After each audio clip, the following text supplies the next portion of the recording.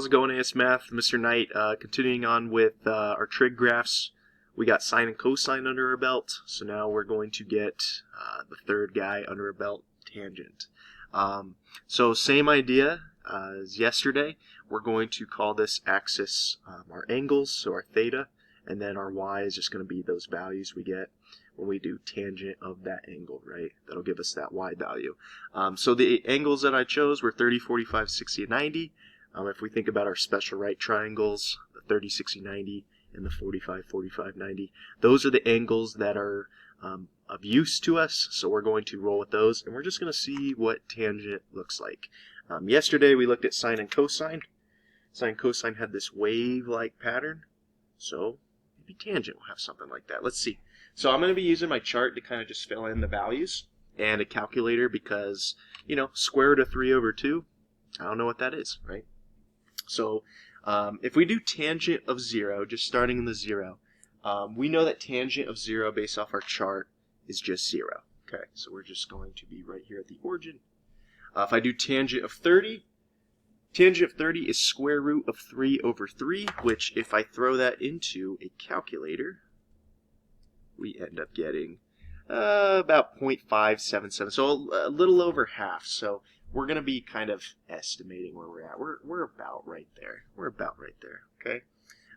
45 degrees is actually really nice for us. It turns out a tangent of 45 degrees is 1. Right, so it's looking like a straight line so far. Not too shabby. And then tangent of 60 is just the square root of 3, which is 1.73. So let's see, that'll be about, that's about right up here, let's say. Okay, that seems about right. And then tangent of 90. Tangent of 90 is undefined. It's undefined. So what do we put for there? We are going to actually put at tangent 90. So at 90 degree mark, I'm going to put a vertical dashed line right here. You may have seen this before. Maybe when you did like rational equations and everything, things with things in the denominator. That's called an asymptote, which we are going to define for sure if you forgot what an asymptote is. But it's basically a domain restriction, right? I can't do tangent of 90, so that's not going to fly, right? So right now, I know this looks like a straight line, but it's kind of curving. It's kind of curving up. And what's happening is, if I do like tangent of 89 degrees, let's do that, tangent of 89. Let's see what we get. If I do tangent of 89, whoa, that was a jump. I'm up to 57 point whatever. So this thing, as it gets really close here, it's going to start racing off. But it's never going to quite touch that, okay? So let's try going the other way now. Let's see. We're only going to focus on negative 45 degrees. And if we do negative 45 degrees, just throw it in the calculator for right now.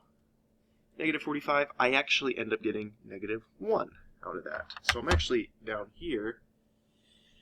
And if I do tangent of negative 90, which is actually tangent of 270 degrees if we're thinking about our unit circle, domain error once again. So it looks like this is going this way, but now it's racing down here. It looks like we have another asymptote at negative 90 degrees. Interesting. So after 90 degrees, really what ends up happening is you get more or less the same pattern, right? Remember with cosine and sine, and I'll pull that up right now. Cosine and sine. Here's sine, for example. After like 360 degrees, the pattern just ends up repeating. With tangent, it turns out after, looks like 180 degrees, it ends up just replicating itself over and over again. In fact, we're going to go to Desmos, and I'm going to show you a really nice drawing or sketch of what tangent actually is. And so you can see that it looks like the shape that we just came up with. It's racing off, and it's going really, really high as we get closer and closer to this 90 degree mark. And so I put an asymptote right there. And in fact, if we look at the other instances of this, this starts to repeat, after a period of 180 degrees. So this thing replicates. So let's go back and let's just kind of sketch that in and try to make note of that. So at 180 degrees, it's going to kind of like at 0 degrees, it's going to be at 0 for the y value.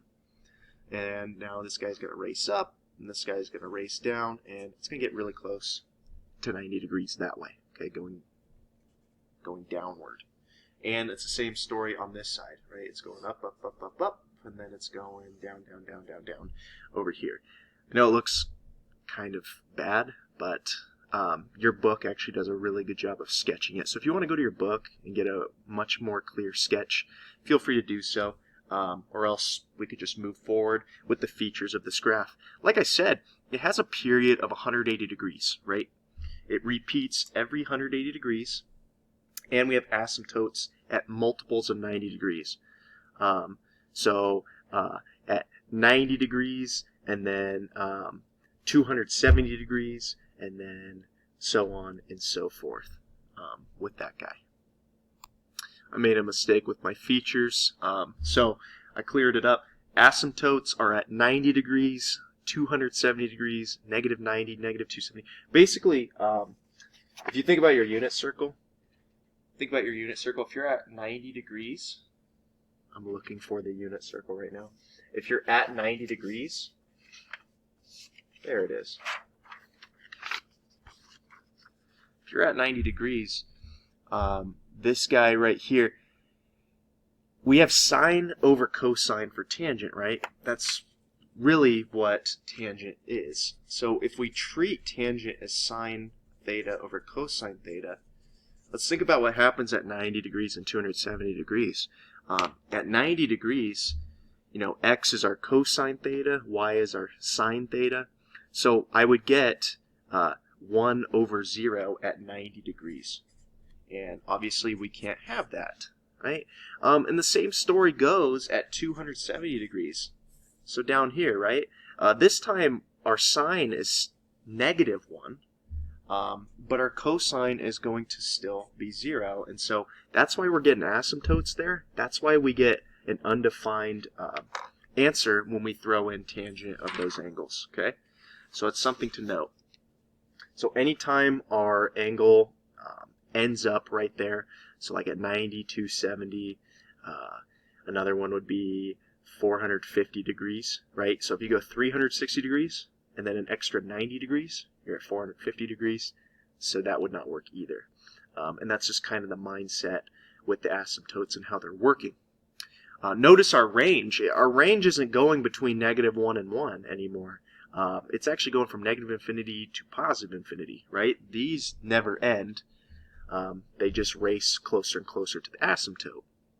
And finally, there's x-intercepts at 0 degrees and multiples of 180 degrees. So at 360 degrees, you'll end up with another x-intercept. 720 degrees, another x-intercept, right? So just multiples of 180 degrees, and you're going to end up giving yourself an x-intercept for the tangent graph. And those are really the main features that we can use with tangent to help us, okay? To help us solve some problems. Let's go ahead, let's define what an asymptote is officially. If you've never heard of asymptote before, I highly doubt it. But if you haven't, or if you forgot, here it is. It's just a restricted domain value represented by a dotted line on the graph. So if you want to label those on your sketch of tangent, that those are asymptotes, maybe that would be helpful.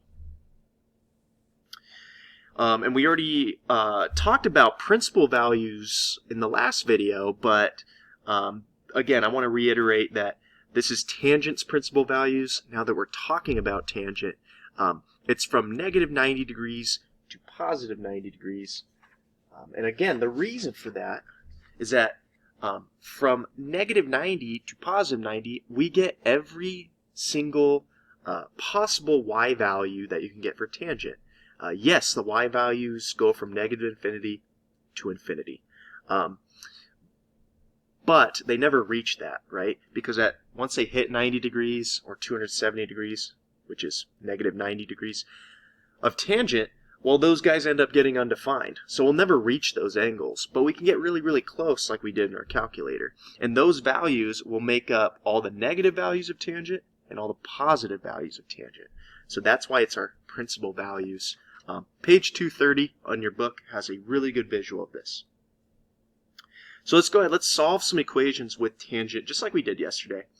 So we're going to solve 3 times tangent theta equals -1 between the domain of -180 degrees to positive 180 degrees for the angle. So we can go ahead, we can divide both sides by 3 and quickly get tangent theta equals -1/3. So once we get that, here's the problem with tangent of finding the angle that equals -1/3. We don't actually have that. It's not in our chart. So we need to use the arctangent on our calculator in order to solve that.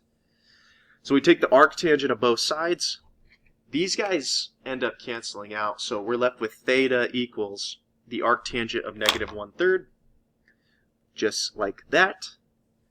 And when we do this in our calculator, the tangent of -1/3, I just want to show you the arctangent, so second, and then arctangent's right here, -1/3. We end up with about -18.4, right? So we end up with -18.4. Cool, we're done. Of course we're not. We're not done. Are there other angles in our domain between -180 and 180 that'll give us a value of -1/3? And yes, there are. So again, I went ahead, I sketched this graph of tangent, made it a little bit more confined. And here's what it would look like normally. So we're trying to find what angles, between -180 and 180, so between these guys, that are going to give us a y value of -1/3. So the y value of -1/3, well, that's about right here. And that makes sense because we got -18.4 degrees. So that checks out.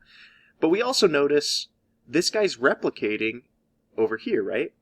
So it doesn't look like it at first, but if you follow this, these guys are on the same exact line, right, of -1/3, right? So at this angle, whatever angle that ends up being, that guy is going to give us -1/3 for our y value. So how do we get that? And how would we know to get that, right? Here is where the period of tangent really comes in handy, because we can actually use the period to get to that next angle. Since we know this thing is going to repeat every 180 degrees, we can use that knowledge to help us. For example, all we need to do is take that angle we got, let's add our period of 180 degrees, and we end up at 161.6.